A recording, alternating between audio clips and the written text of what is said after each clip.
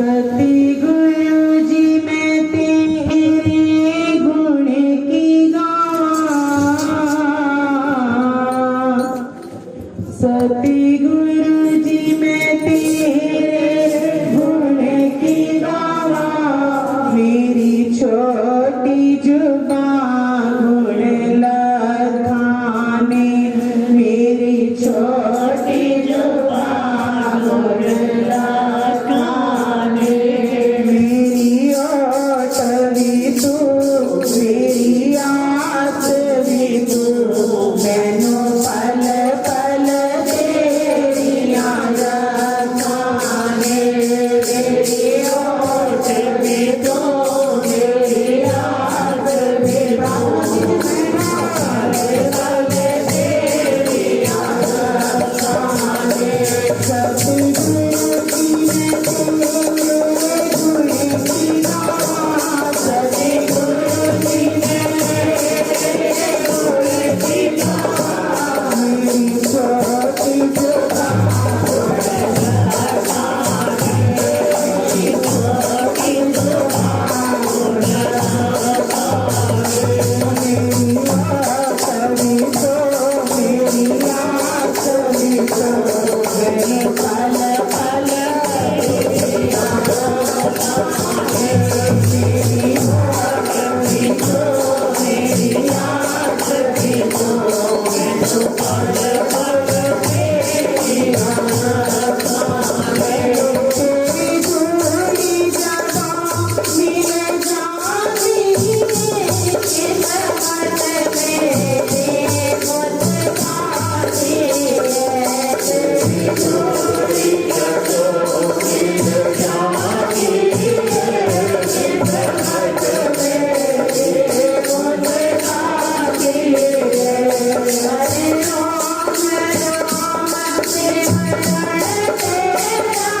मेरी आत्मा जग में खाती है।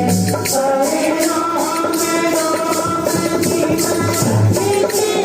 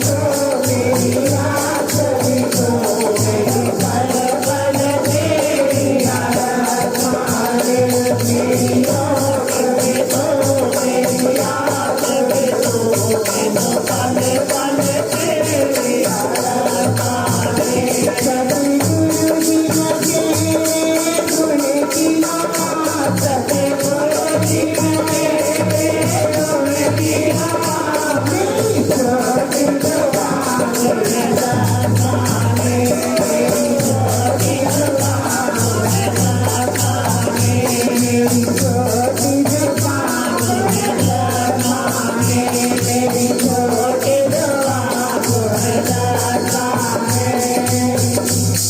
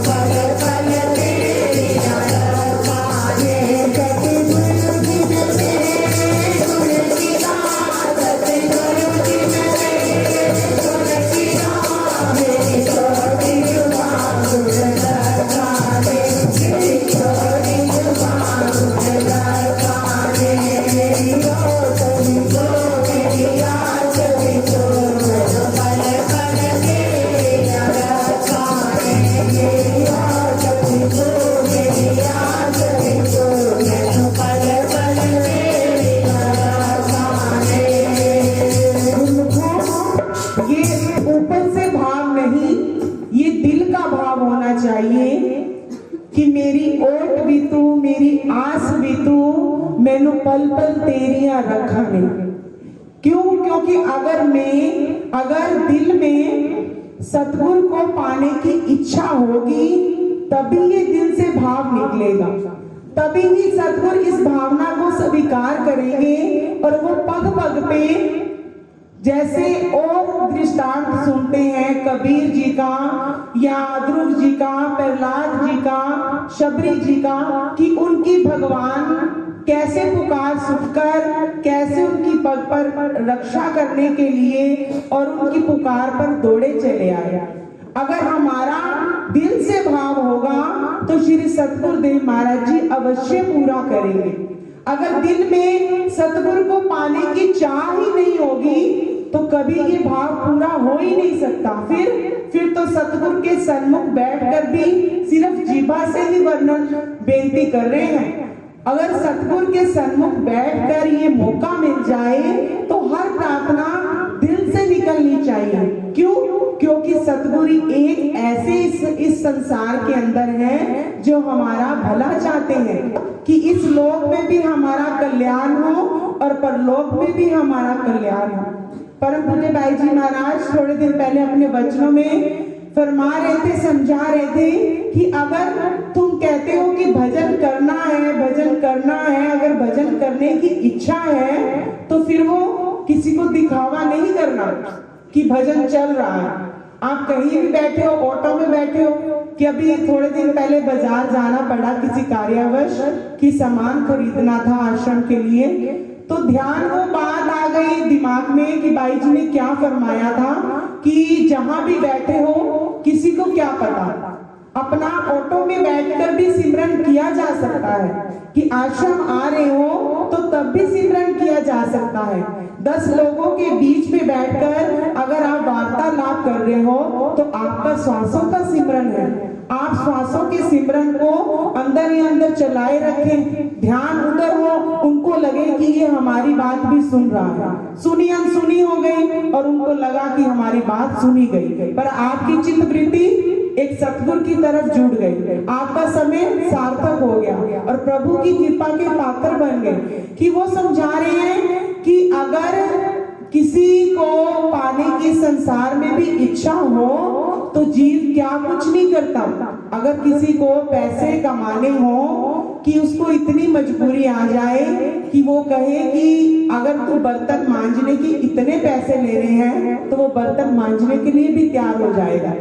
अगर किसी को पैसे की जरूरत हो तो वो कहे कि तू यहाँ झाड़ू लगा और बर्तन मांज, मैं तुझे इतने पैसे दूंगा, तो वो उस कार्य को करने के लिए तैयार है। अगर हम भजन करने की इतनी लालसा रखते हैं कि भजन की इतनी तीव्र इच्छा हमारे अंदर, लगन, एक तड़प, जैसे अग्नि की ज्वाला एकदम से फैलती है, वैसी तड़प हो तो प्रभु साक्षात हमारे सामने विराजमान हो जाए। बोल जयकारा बोल मेरे श्री गुरु महाराज की जय।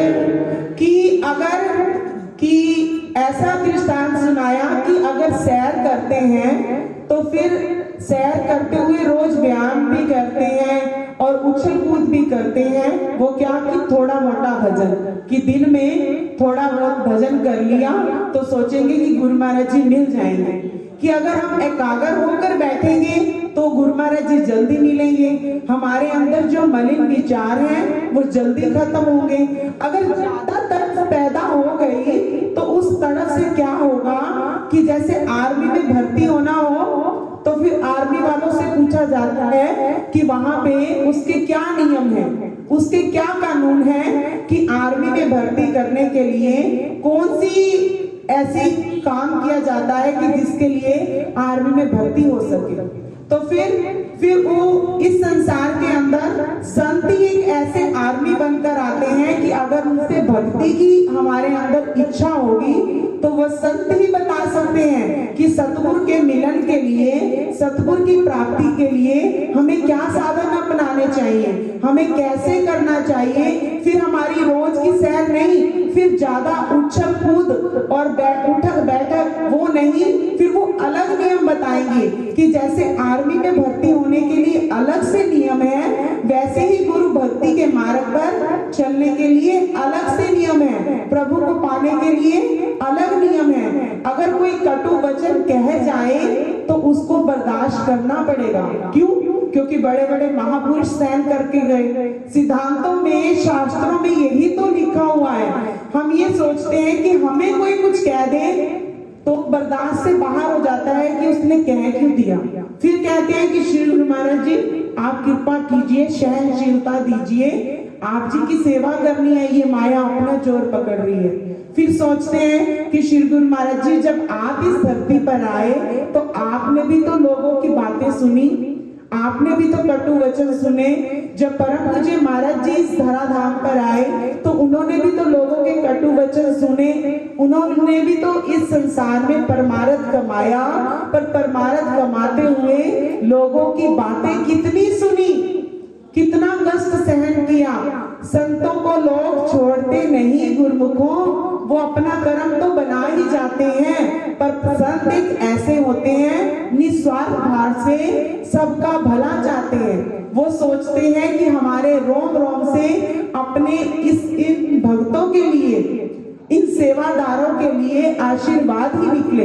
अगर ऊपर से जरा सा गुस्सा भी दिखा दिया तो आप गुस्सा मत समझना, उनका प्यार ही है। उनके प्यार में, उस एक कटु वचन में आपका पता नहीं कौन सा भला छिपा है। इसीलिए हमारी ऐसी भावना हो कि हम जब भी सतगुरु के सानिध्य में बैठे तो महापुरुषों के वचनों को, उनके दर्शनों को, उनकी जो वेव्स निकलती हैं उनको ग्रहण करके जाएं और अपने जीवन को बदलें। जीवन बदलने से ही हमारी लाइफ चेंज हो जाएगी और देखने वाला भी सोचेगा कि वाकया ही कि गुरु महाराज जी की अपार कृपा है। और आप घर में भी शांति से रहेंगे, आपको कोई घर में भी कोई कष्ट होगा तो वो ऊपर से निकल जाएगा, आपको पता भी नहीं लगेगा। तो इसीलिए गुरुमुखों मेरी करप्रत प्रार्थना है कि जब भी सत्संग में बैठने का मौका मिले तो श्री चरणों में जब भी आप आए तो अपनी जिह्वा को पवित्र भी करें और अपने भाव दिल से, बार बार दिल से प्रार्थना कीजिए। जो भी जिसके भाव हो वो दिल से प्रार्थना करें कि श्री गुरु महाराज जी आप हमारे अंग संग रहो और हर काम में आप सहाय हो। जो काम आपको अच्छा लगे, जिस काम में हमारा भला हो वो काम ही आप करवाना, जो काम आपको अच्छा ना लगे उस काम को करवाना ही मत। तो सभी गुरुमुख प्रार्थना करेंगे, मेरी ओट भी तू, मेरी आस भी तू, मैनू पल पल ते